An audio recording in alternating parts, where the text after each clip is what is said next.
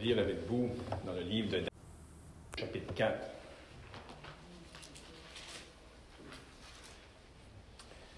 Daniel, chapitre 4, et nous allons lire à partir du verset 1.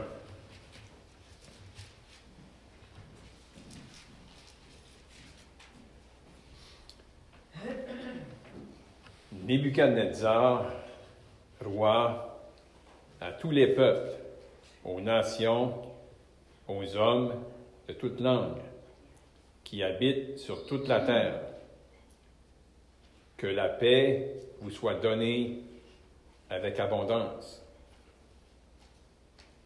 Il m'a semblé bon de faire connaître les signes et les prodiges que le Dieu suprême a opérés à mon égard.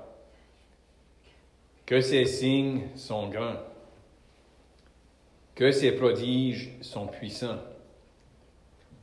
Son règne est un règne éternel, et sa domination subsiste de génération en génération. Moi, Nebuchadnezzar, je vivais tranquille dans ma maison et heureux dans mon palais. J'ai eu un songe qui m'a effrayé. Les pensées dont j'étais poursuivi sur ma couche et les visions de mon esprit me remplissaient d'épouvante. J'ordonnai qu'on fasse venir devant moi tous les sages de Babylone, afin qu'ils me donnent l'explication du songe. Alors vinrent les magiciens, les astrologues, les chaldéens et les devins. Je leur dis le songe et ils ne m'en donnèrent point l'explication. En dernier lieu, se présenta devant moi Daniel, nommé Belchazzar, d'après le nom de mon Dieu, et qui a en lui l'esprit des dieux saints. Je lui dis le songe. Belchazzar, chef des magiciens, qui a en toi, je le sais, l'esprit des dieux saints, et pour qui aucun secret n'est difficile. Donne-moi l'explication des visions que j'ai eues en songe.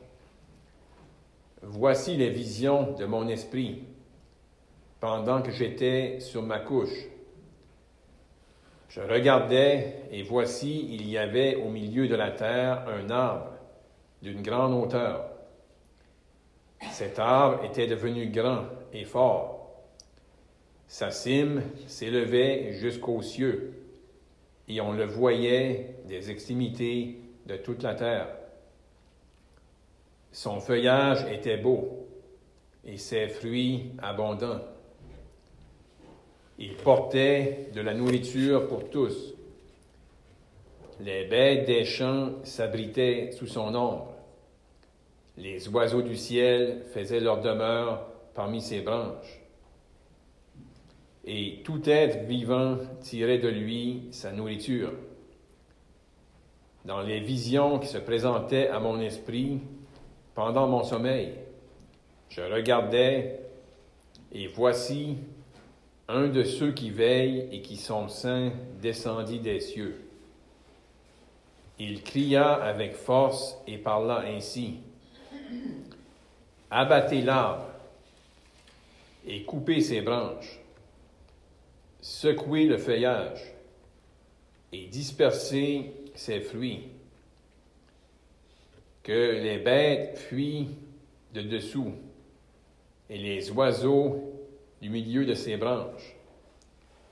Mais laissez en terre le tronc, où se trouvent les racines, et liez-le avec des chaînes de fer et d'airain, parmi l'herbe des champs, qu'il soit trempé de la rosée du ciel, et qu'il ait, comme les bêtes, l'herbe de la terre pour partage.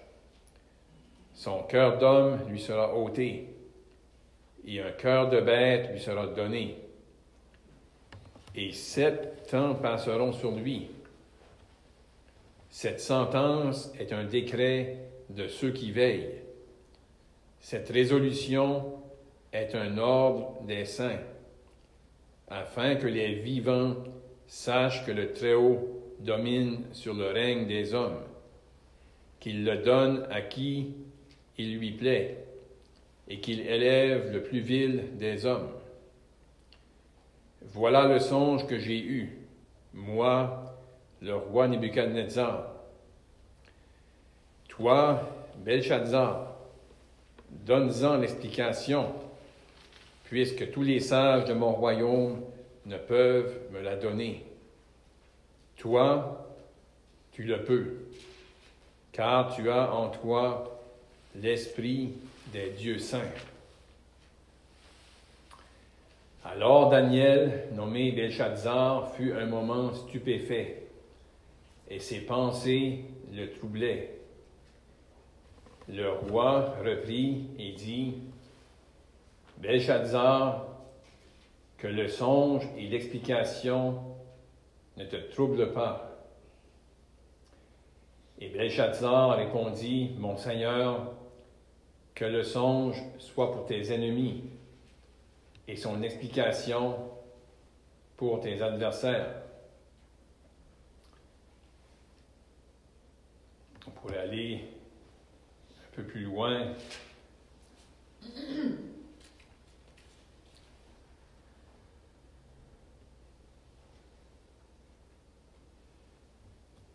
On voit que Daniel va lui rappeler ce qu'il vient d'entendre.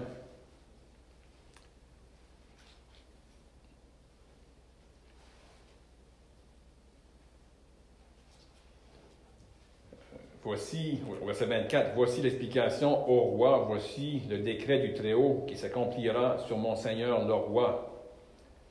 On te chassera du milieu des hommes, tu auras pour demeure avec les bêtes des champs. » Donc là, le roi entend, puis vraiment, c'est aussi le verset 22, justement, il va dire, « C'est toi, ô roi, qui es devenu grand et fort. » Donc là, il révèle que cet arbre-là, ça parlait de lui. Et comment l'arbre allait être abattu, mais on allait conserver les racines. On peut lire au verset 27, Daniel dit au roi, « C'est pourquoi, ô roi, puisse mon conseil te plaire. Mets un terme à tes péchés, en pratiquant la justice, et à tes iniquités en usant de compassion envers les malheureux, et ton bonheur pourra se prolonger. » Toutes ces choses se sont accomplies sur le roi Nebuchadnezzar. Au bout de 12 mois, comme il se promenait dans le palais royal à Babylone, le roi prit la parole et dit, « N'est-ce pas ici Babylone la grande que j'ai bâtie comme résidence royale par la puissance de ma force et pour la gloire de ma magnificence? » La parole était encore dans la bouche du roi qu'une voix descendit du ciel. « Apprends, roi Nebuchadnezzar, qu'on va t'enlever le royaume. » Donc là, on va tomber sur le roi la sentence. Et là, on peut lire au verset 34, « Après le temps marqué, moi, Nebuchadnezzar, je levai les yeux vers le ciel, et la raison me revint. J'ai béni le Très-Haut, j'ai loué et glorifié celui qui vit éternellement, celui dont la domination est une domination éternelle, et dont le règne subsiste de génération en génération. Tous les habitants de la terre ne sont à ses yeux que néant. Il agit comme il lui plaît avec l'armée des cieux et avec les habitants de la terre. Et il n'y a personne qui résiste à sa main et qui lui dise « Que fais-tu » En ce temps, la raison me revint. La gloire de mon royaume, ma magnificence et ma splendeur me furent rendues. Mes conseillers et mes grands me redemandèrent. Je fus rétabli dans mon royaume et ma puissance ne fit que s'accroître. Maintenant, moi, Nebuchadnezzar, je loue, j'exalte et je glorifie le roi des cieux, dont toutes les œuvres sont vraies et les voies justes, et qui peut abaisser ceux qui marchent avec orgueil. Dieu va bénir la lecture de ces Saintes Écritures. Donc ici, on a un événement qui a pris place dans la vie de Nebuchadnezzar, puis on peut diviser le chapitre, du moins en 4 sections. Premièrement, son songe, ensuite son explication, son accomplissement envers lui, son abaissement, et ensuite sa confession. Donc ce passage ici, il parle à Nebuchadnezzar, mais on trouve l'expression, deux expressions semblables, où Dieu va parler à Nebuchadnezzar, puis il va lui dire qu'est-ce qui va se passer, c'est afin que lui puisse saisir quelque chose. Mais on voit aussi la même expression qu'à la fin du verset 17, ça nous dit « afin que les vivants sachent que le Très-Haut domine sur le règne des hommes ». Donc, on a une première application, si on pourrait dire, pour Nebuchadnezzar, mais on voit que Dieu va parler aussi à tous les vivants par rapport à cet événement-là. Puis ce qui est intéressant de voir ici, Dieu a parlé par un songe, mais vraiment, on peut relier avec ce passage-là, parce que ça nous dit dans la parole que Dieu parle tantôt d'une manière, tantôt d'une autre. Dieu parle aux hommes.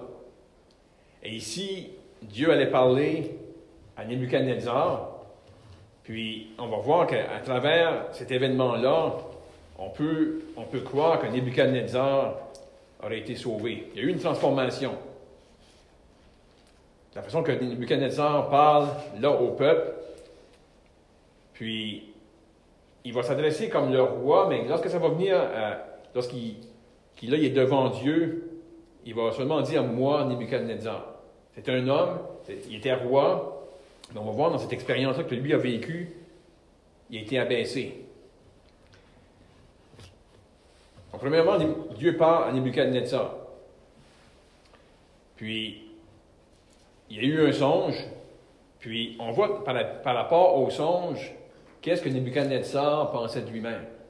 Parce qu'au début, il y a le songe, il ne comprend pas la signification, mais que nous, on lit ça, puis comment c'était un arbre grand, un arbre qui était vu de tous, vu au loin, comment c'était un arbre, je pourrais dire splendide. Il était feuillu, c'était un bel arbre. Puis, la façon que c'est décrit, comment les animaux venaient s'abriter, et de cet arbre-là, donner des fruits pour nourrir tous. Puis là, Nebuchadnezzar va avoir l'explication. Suite après avoir eu le songe, puis là, il n'y a personne dans son royaume qui peut donner l'explication, sauf Daniel. Et là, lorsque Daniel entend le songe, Daniel comprend qu'est-ce qui va arriver au roi. Qu'est-ce que l'Éternel vient de dire. Ici, ça parle de lui. Il va être vraiment abaissé parce qu'il Dieu ne va pas lui enlever la vie. Mais pour un temps, il va être abaissé au niveau des animaux. Là, le songe va être expliqué, puis lorsque au début, Daniel dit « Mon Seigneur, que le songe soit pour tes ennemis et son explication pour tes adversaires. » Donc là, Daniel va expliquer au roi qu'est-ce qui va arriver, mais je ne sais pas ici si que dans l'explication, si Dieu, si on pourrait dire, donner une chance encore à Nebuchadnezzar, parce qu'il donne l'explication, mais le verset 27, après que Daniel donne l'explication, il dit « C'est pourquoi, ô roi, puisse mon conseil te plaire. Mets un terme à tes péchés en pratiquant la justice et à tes iniquités en usant de compassion envers les malheureux, et ton bonheur pourra se prolonger. Il semble avoir là un avertissement à Nebuchadnezzar, un appel à changer. Mais là, on voit, suite à cette parole-là, au verset 28, là, il s'écoule du temps. Nous, on lit ça, c'est 27, verset 27, verset 28, mais là, ça nous dit au verset 28, toutes ces choses se sont accomplies sur le roi Nebuchadnezzar au bout de 12 mois. Donc, un an après. Il y a du temps qui s'écoule. Et là, on voit, on peut déduire qu'est-ce qui était écrit au verset 27, Nebuchadnezzar n'avait pas changé. Verset 28, un an après, il se promène dans son palais. Puis là, qu'est-ce qu'il va dire? N'est-ce pas Babylone la grande que j'ai bâtie comme résidence royale pour la puissance de ma force et pour la gloire de ma magnificence?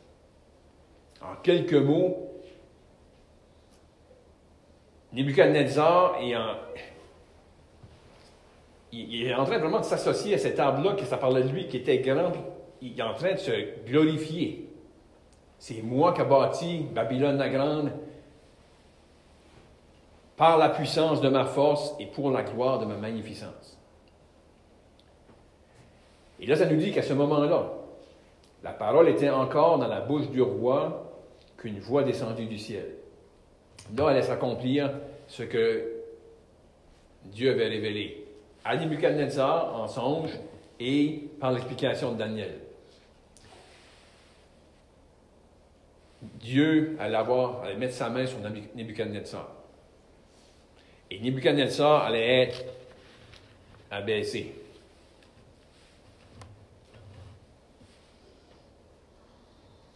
Puis vraiment, comme j'avais mentionné, au verset 17, ça nous dit que justement, ça allait prendre place afin que les vivants sachent que le Très-Haut domine sur le règne des hommes. Le Très-Haut est au-dessus. Mais ça allait aussi avoir une implication pour Nebuchadnezzar. Parce que là, au verset 25, là, ça parle concernant lui, mais là, ça nous dit, un peu plus loin, à la fin du verset 25, « Jusqu'à ce que tu saches que le Très-Haut domine sur le règne des hommes. » Au verset 17, Dieu dit que ça va être un message pour tous. Dieu veut que tout le monde sache que moi, je suis au-dessus. Mais ça avait une application vraiment particulière pour Nebuchadnezzar.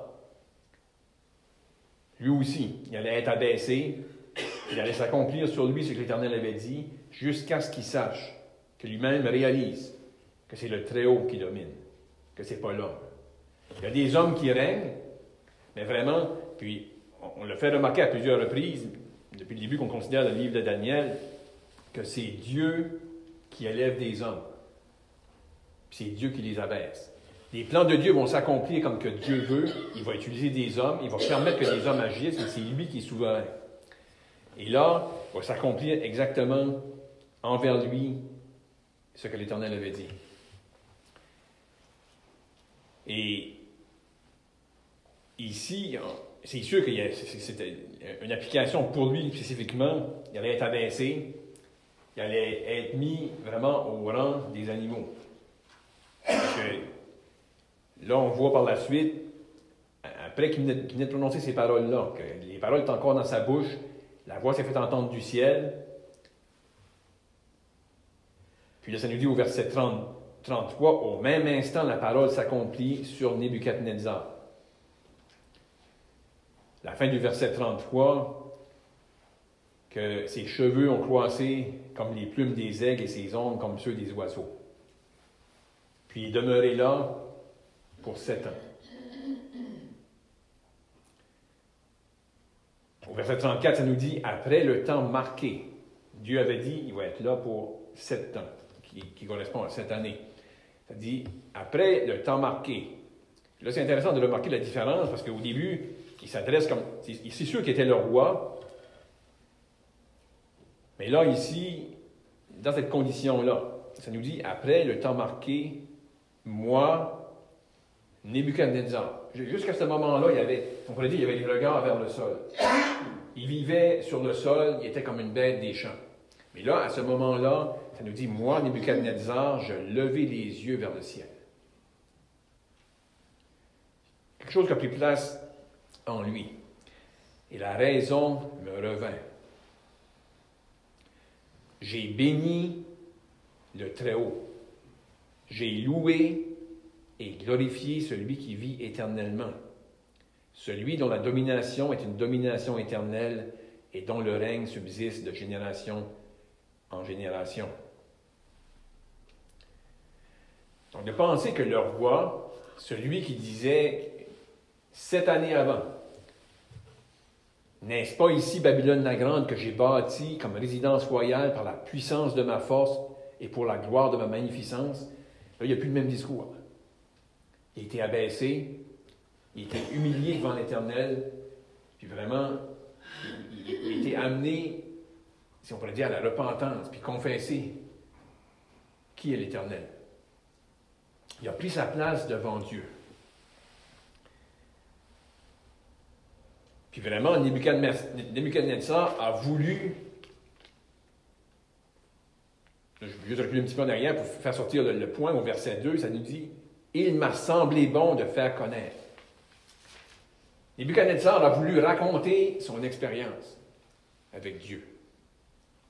Ça, c'est un peu comme nous quand on veut raconter notre témoignage. On veut raconter qu'est-ce que Dieu a fait avec nous autres. Puis parfois, pas exactement comme Nebuchadnezzar, mais on peut retracer que Dieu nous a amenés à s'humilier et à prendre notre place devant lui. Là, Nebuchadnezzar, il avait semblé bon de raconter ceci. Puis ça, il le raconte quelques années après que ça lui est arrivé. Il y a un temps qui s'est écoulé. Mais c'est beau de voir que, justement, il y avait un avant, et là, on voit, quand il raconte, il était dans le jardin, dans son palais, puis vraiment dans son orgueil. Mais là, au verset 37, il dit « Maintenant ». Il s'est écoulé du temps, la main de Dieu était sur lui. Puis vraiment, pour Nebuchadnezzar, il devait repasser ça même dans ses pensées. Là. Ça lui avait été révélé, ça lui avait été expliqué. Il y avait un temps que ça avait écoulé, il y avait 12 mois que ça avait écoulé avant que le décret s'exécute envers lui. Il a passé exactement comme que l'Éternel l'avait dit, 7 années au rang des animaux. Et là, il peut dire, après ça, après, par la grâce de Dieu, avoir levé les yeux au ciel, il peut dire, verset 37, « Maintenant, moi, Nebuchadnezzar, je loue, j'exalte et je glorifie le Dieu des cieux, dont toutes les œuvres sont vraies et les voies justes, et qui peut abaisser ceux qui marchent avec orgueil. » Un homme comme ça, dans l'autorité qu'il avait, Dieu l'a abaissé. Dieu a eu sa main sur lui. Puis, on voit Nebuchadnezzar changer. Son discours n'est plus le même. Mais vraiment, comme on a mentionné, c'était une leçon pour lui. Il allait connaître ça jusqu'à ce qu'il reconnaisse que c'est Dieu, c'est le Tout-Puissant, c'est le Très-Haut qui est souverain, qui gouverne au-dessus des hommes. Mais c'était aussi afin que tous les vivants le connaissent ça. Puis nous, aujourd'hui, comme sauvés, on peut regarder à ça, puis voir un lien, on pourrait dire une application pour nous lorsqu'on a été sauvés. Comment Dieu nous a amenés là. Mais vraiment, on peut aussi possiblement tirer une application. Qu'est-ce que Dieu peut faire lorsque l'orgueil est présent? Parce que Nebuchadnezzar, ça qui conclut à la fin, il termine son récit en disant ça, que Dieu peut abaissé ceux qui marchent avec orgueil. Ensuite, il l'a relevé. Mais il l'a premièrement abaissé pour qu'il reconnaisse qui était devant Dieu. Puis de penser que Dieu a pu faire ça avec le roi Nebuchadnezzar. Ça peut être encourageant même pour nous des fois de penser, on est appelé dans le Nouveau Testament à prier pour tous les hommes, prier pour ceux qui sont en autorité. Puis des fois on pourrait penser, pour eux ça peut être loin de leur penser les choses de Dieu. Et là on a un exemple concret, un homme élevé en puissance. Dieu a mis sa main sur lui, Dieu l'a abaissé, puis jusqu'au moment où il lève les yeux au ciel. Puis cet homme-là, comme on vient de dire, a été changé. Nous, on peut remercier Dieu comme individu, comme croyant. Nous aussi, on a été changés. On marchait un temps avec orgueil. Mais, comme mentionné, il ne faut pas oublier que cette chose-là, puis même notre frère a fait référence ce matin, il parlait au sujet de l'amour, c'était adressé à des croyants, mais des croyants qui pouvaient encore avoir dans leur vie, dans leur conduite, des choses qui n'étaient pas encore avec Dieu. Puis Dieu peut agir, Dieu peut faire en sorte qu'on va être abaissé, qu'on va être appelé à s'humilier. Comme croyants, on est sauvés, notre salut, on a une sécurité en Christ, mais on peut, par la main de Dieu, être abaissé, être humilié pour venir à se repentir de notre éloignement, pour être restauré à lui. Donc, c'est tout ce qu'on va dire ce matin en priant que Dieu bénisse sa parole. Père Céleste, au nom du Seigneur Jésus-Christ, on veut, en terminant, te remercier pour ce que nous avons pu considérer ce matin. Et on te remercie qu'on peut voir comment tu es souverain et comment, dans les circonstances même, on pense pour Daniel qui vivait loin de son pays, déporté dans une terre étrangère, mais de pouvoir voir la main de Dieu agissant, de voir le Dieu souverain qui pouvait étendre sa main sur ceux qui étaient en puissance et comment, certainement, il pouvait se réjouir dans une mesure de voir que tu étais au contrôle et que tout ce que tes plans avaient en vue allait s'accomplir. Et on peut te remercier que nous, comme croyants aujourd'hui, on peut aussi regarder à toi et parfois si on ne peut pas perdre de vue cette réalité et parfois peut-être être inquiet avec les choses que nous voyons, que nous entendons, qu'on puisse être rappelé de cette vérité que tu es celui qui est souverain et que tout va s'accomplir exactement comme tu l'as dit et en ton temps. Donc Père, on te prie que tu puisses nous garder, nous préserver jusqu'au moment où ton Fils va revenir pour nous ramener à lui. On te prie cela, Père, au nom du Seigneur Jésus-Christ. Amen.